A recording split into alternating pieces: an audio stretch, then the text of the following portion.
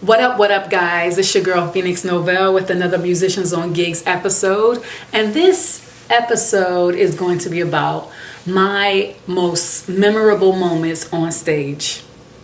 Those of you who watch my channel, you know that I'm an artist. I'm a creative artist with my hand in several pots at several different times.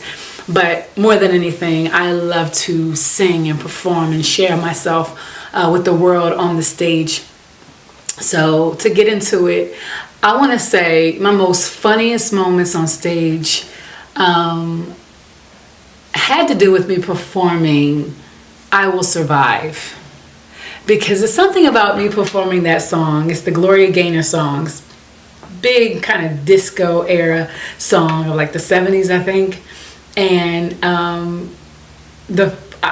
I won't say it was necessarily a particular moment, but just every time I performed this song, I think what made it great was the fact that I could be in different countries, different cities, places where in different cultures all over the world, where of all the songs I've ever performed, this was the one song that no matter what happened, everybody had to get on the dance floor. Even if they didn't know the words and couldn't speak a lick of English, they were performing and they were miming and they were lip singing and they were just up and they was dancing and they was doing all kinds of dance moves from, that era and that genre. And whenever I sing that song, it's no matter what I was going through, no matter what I was feeling, if I was down, stressed, if my voice was a little tired, if I didn't have the best experience with the band I was working with, if I didn't like the way I looked for some reason that particular day, or anything that was going on in the world, it was when I sing that song, I guess,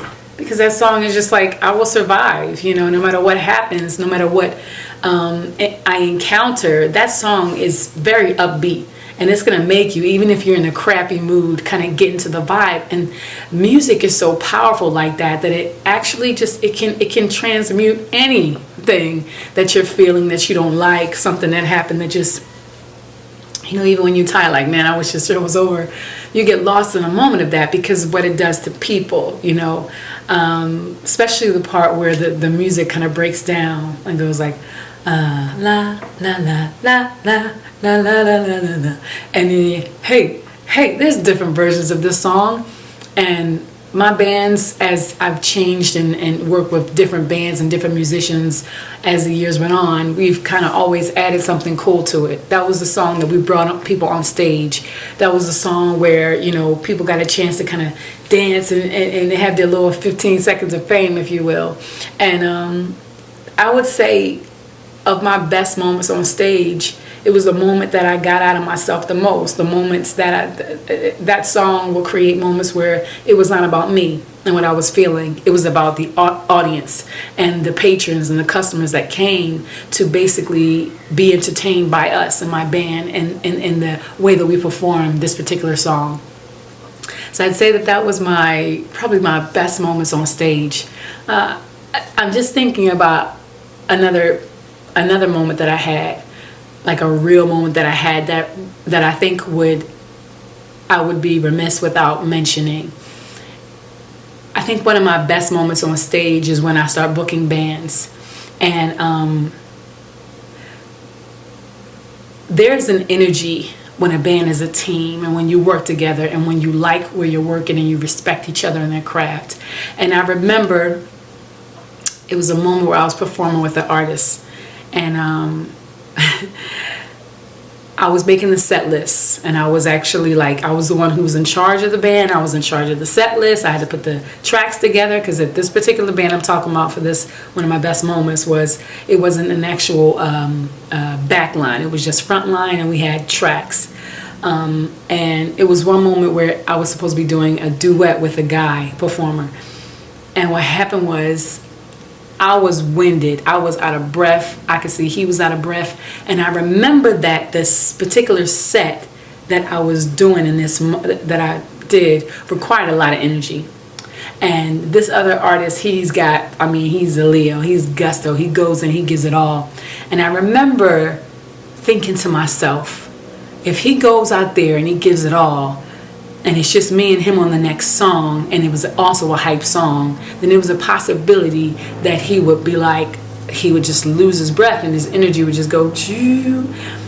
And so I was prepared for that. But when you're making the sets, like when you're actually, it's almost similar to DJing. You're not always thinking about, well, it's not always similar to DJing because DJing is, you're not performing the songs live, but it's in terms of the transitions.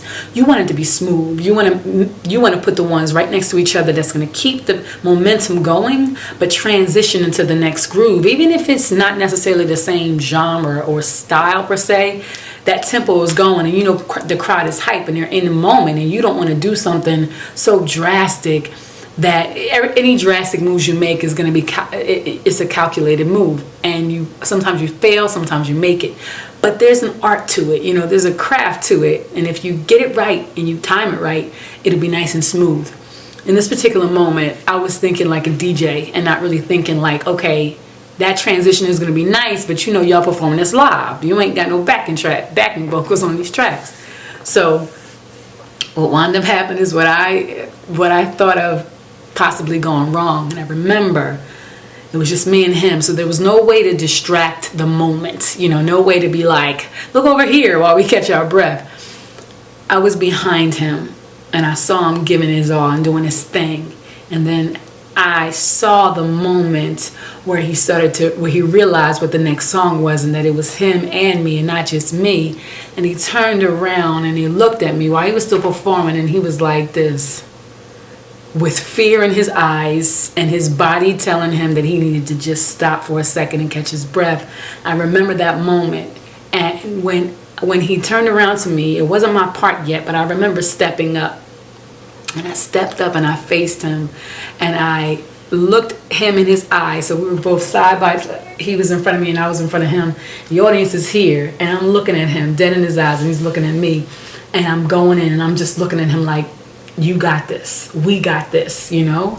And it was in that moment that I felt connected, almost more than I've ever felt connected to an artist before. It's like, I got you. You know, whatever you need to do, if you need to take a break, luckily I knew some of his words, if you need to catch your breath or whatever, or pace or whatever, or dance around me kind of slow so that you can kind of like catch your wind, I'm fine with that. But it was moments like that, in that particular moment, that made me feel like it's amazing when you have that connection, when you know that you're up there and you're not up there by yourself. This industry can be a little competitive if you let it, if you go to that place where it's all about me. You know, and it's all about, and I'm up here alone, and if I don't do my part well, you know, and amazing first, and I'll take care of me first, then I can't give you no time, attention, or help. And of course you want to be the best, and you want to be able to perform to the best of your ability when it's your turn, but you also don't want to be one of those kind of artists that makes a person feel like they can't rely on you in those moments that their humanity kind of like rears its head. We're human.